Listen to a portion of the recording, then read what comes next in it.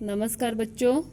पिछली वीडियो में हमने 8वीं कक्षा के पाठ 2 ध्वनि और वन विचार में स्वर और व्यंजन की परिभाषा और उनके भेदों के बारे में पढ़ा। आज हम इस वीडियो में वन तथा वर्णमाला के बारे में पढ़ेंगे कि पिछली कक्षाओं में हिंदी वर्णमाला से आप परिचित हो चुके हैं, जिसमें कि अधिकांश ध्वनियाँ उनके वर्ण हिंदी को संस्कृत से प्राप्त हुए हैं। हिंदी में कुछ नई ध्वनियाँ विकसित हुई हैं, उनके लिए नए वर्ण बना लिए गए हैं और संस्कृत से जो वर्ण हिंदी को मिले हैं उन्हें परंपरागत वर्ण, और हिंदी में जो वर्ण विकसित किए गए उनको नवीन वर्ण कहा गया। परंपरागत मीन्स प्राचीन और नवीन मीन्स नई। नवीन वर्ण दो तरह के हैं। एक वे जो दूसरी भाषाओं से आने वाली ध्वनियों आगत ध्वनियों के लिए बनाए गए हैं, और दूसरे वे जो हिंदी की अपनी संरचनात्मक विशेषताओं के कारण विकसित हो गए हैं। परंपरागत और नवीन ध्वनियाँ एवं उनके वर्णों के विषय में आप पिछली कक्षाओं में अध्ययन कर चुके हैं। स्वरों और उनकी मात्राओं, एक से अधिक व्यंजनों को मिलाकर लिखे जाने के नियमों, मानक वर्तनी के नियमों आदि के विषय में भी सभी छात्र जानकारी रखते हैं। अब हम उनकी चर्चा दोबारा से नहीं करेंगे। अब हम कुछ महत्वपूर्ण ध्वनियों और उनके वर्णों के बारे में चर्चा करेंगे। कुछ महत्वपूर्ण ध्वनियाँ और उनके वर्ण हैं। री स्वर, ये पहले भी बताया जा चुका है कि संस्कृत में री एक स्वर ध्वनि थी। अन्य स्वरों की तरह ही इसके उच्चारण में वायु बिना किसी रुकावट के मुख से बाहर निकलती थी। हिंदी तक आते आते स्वर के रूप में इसका उच्चारण समाप्त हो गया और हिंदी भाषी इसका उच्चारण रै हलंत चिन्ह प्लस ई यानी री के रूप में करने लगे। आज यही हिंदी का मानक उच्चारण बन गया है। अब देखिए, ये आपने खुद पढ़ना है।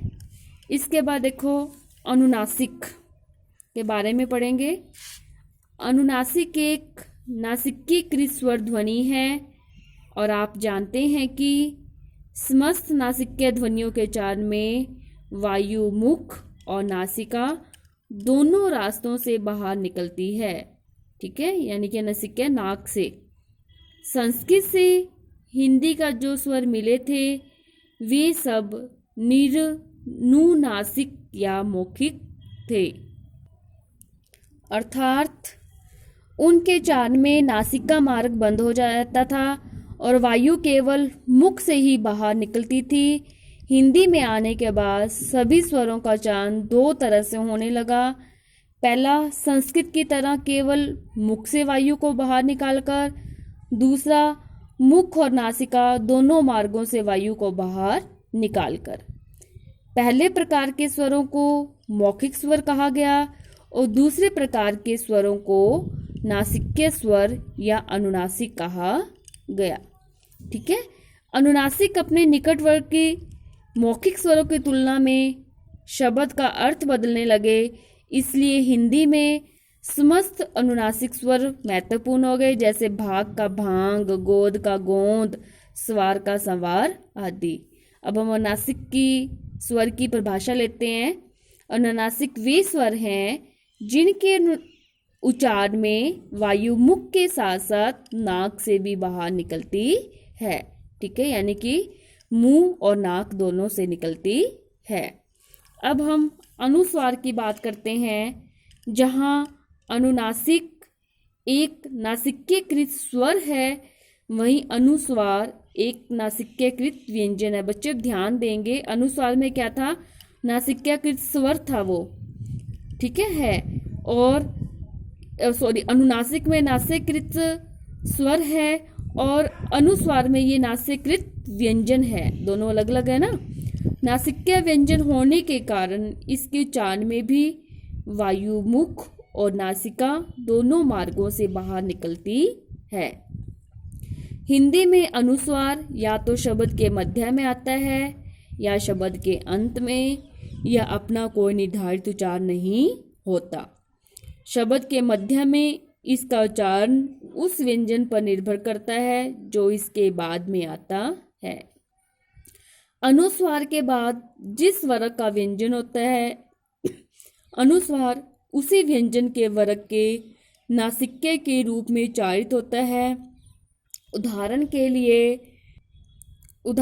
लिए कवर्ग के व्यंजनों के पहले अनुस्वार का उच्चारण, जैसे कवर्ग के नासिक्य व्यंजन इसका लास्ट में पंचम वर्ण होता है जो अणों के रूप में, च्वर्ग में इयों के रूप में, ट्वर्ग में अणों के रूप में, और त्वर्ग में पंचम वर्ण नय के रूप में, और पवर्ग में मैं के रूप में होने लगता है।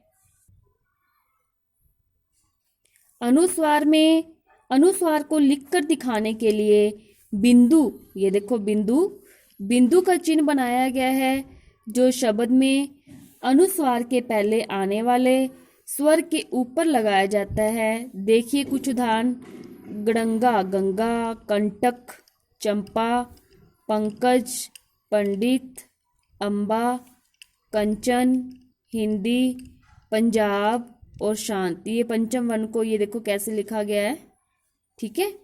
इसके अतिरिक्त शब्द के अंत में अनुस्वार का उच्चारण हमेशा मैं के रूप में ही होता है, जैसे अहम, अब देखो बिंदी है तो मैं की साउंड आ रही है, स्वयं में भी ये देखो मैं की, पुस्तकम में भी देखो मैं की। वर्णमाला में अनुस्वार को ए के ऊपर बिंदु लगाकर अंग रूप में दिखाया जाता है, पर इसका अर्थ यह नहीं है कि अनुस्वार केवल अ स्वर के बाद ही आएगा, यह किसी भी स्वर के बाद आ सकता है, जैसे आ, भांजा, कांड। इसी प्रकार और उदाहरण दिए गए हैं आपके, ठीक है। मानक वर्तनी के नियमों के अनुसार अनुस्वार को सदैव बिंदु से लिखना चाहिए, उसके वर्ण से नहीं, अर्थात हिंदी तथा चंपा अमानक हैं। इसके मानक रूप में हिंदी यानी कि ऊपर बिंदी और चंपा इसके भी ऊपर। सही मानक रूप में क्या है, हिंदी ये सही है और चंपा भी ये सही है ज़्यादा। आगे देखो हम विसर्ग की बात करते हैं। अब संस्कृत में है ध्वनि का उच्चारण दो तरह से होता था, इसलिए वहाँ उच्चारण के स्तर पर ह के उच्चारण के लिए दो तरह की ध्वनियाँ थी। एक है ये देखो अघोष और दूसरी है सघोष। अब देखो अघोष ध्वनि को लिखकर व्यक्त करने के लिए विसर्ग का चिन्ह लगाया जाता है। ये देखो आपको बॉक्स में बंद है, ये क्या है, विसर्ग का चिन्ह है, बनाया गया था। और सघोष ध्वनि के लिए ह चिन्ह बनाया गया। ध्यान रखेंगे, अघोष ध्वनि के लिए तो विसर्ग का चिन्ह और सघोष ध्वनि के लिए है चिन्ह बनाया गया। हिंदी में अघोष ध्वनि अर्थात विसर्ग ध्वनि का उच्चारण समाप्त हो गया। इसे भी सघोष है की तरह से ही बोला जाना लगा। एक हम उदाहरण लेते हैं कि हिंदी में प्रातः तथा सुबह शब्दों की अंतिम ध्वनि के उच्चारण में कोई अंतर नहीं रह गया, पर जहाँ तक लेखन का प्रश्न है, संस्कृत में वे शब्द जिनके अंत में विसर्ग आता था वे हिंदी में आ तो गए हैं, पर उनका विसर्ग के साथ ही लिखा जाता है। देखिए जैसे कि स्वतः, अतः, ठीक है, परंतु इनका उच्चारण क्रमशः स्वतः और अतः आदि रूपों में किया जाता है। अब हम देखो ये ध्यान रखने योग्य बात है कि विसर्ग एक व्यंजन ध्वनि है जिसका हिंदी में उच्चारण है की तरह से होता है और उसका चिन्ह है विसर्ग, ये वाला। अब आगत ध्वनियाँ और उनके वर्ण के बारे में बात करेंगे कि आगत शब्द का अर्थ है आई हुई, अर्थात आगत ध्वनियाँ वे ध्वनियाँ हैं जो हिंदी में अन्य भाषाओं जैसे अरबी, फारसी, तुर्की, अंग्रेजी आदि के शब्द में आ जाने के कारण आ गई हैं, और इनमें स्वर तथा व्यंजन दोनों प्रकार की ध्वनियाँ हैं। और हिंदी में इनके लिए नए वर्ण भी बना लिए गए हैं और ये ध्वनियां उनके लिए विकसित वर्ण इस प्रकार हैं। अब हम देखो आगत स्वर देखते हैं। आगत स्वर क्या है? आगत स्वर है आ। ये देखो ऊपर लगा हुआ है ना इसका। इस स्वर का उच्चारण समझने के लिए अंग्रेजी शब्द डॉक्टर या कॉफी का उच्चारण करके देखिए। इन शब्दों में आने वाले आ स्वर के उच्चारण पर ध्यान दीजिए।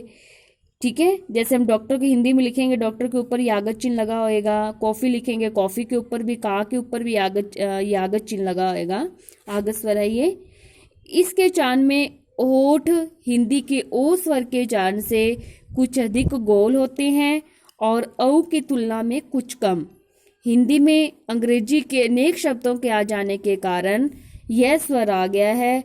इसके लिए आ चिन्ह बना लिया गया है। ये देखो उदाहरण आ गए हैं, जैसे मैंने आपको डॉक्टर और कॉफी का पहले उदाहरण दिया है। इसी तरह ये देखो बॉल, शॉप, टॉय, स्टॉप और बॉस आदि लिखा हुआ है। ये तो थे आगत स्वर। अब हम आगत व्यंजन की बात करते हैं।